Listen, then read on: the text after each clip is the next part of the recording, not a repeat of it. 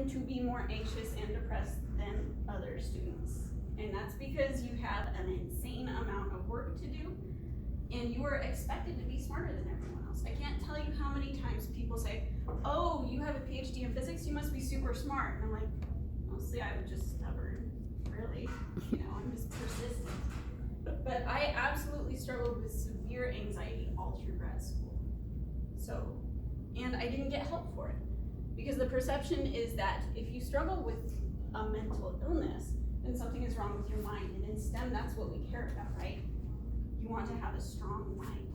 It's all about that perception. Fortunately, this stigma is changing.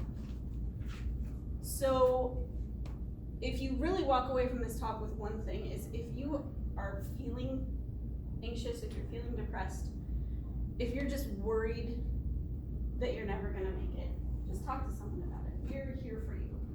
Especially if you don't have necessarily a big external support system. Not everyone has an understanding family or friend group.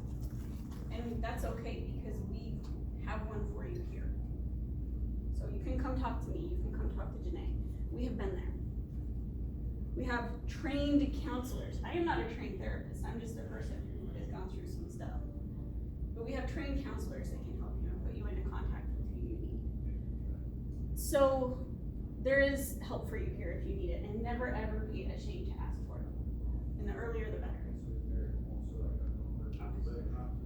So on that rather grave note, get organized. If you particularly struggle with things like anxiety, having a carefully delineated schedule can be very helpful, because then you're not as likely to forget things. You're likely to keep track of things.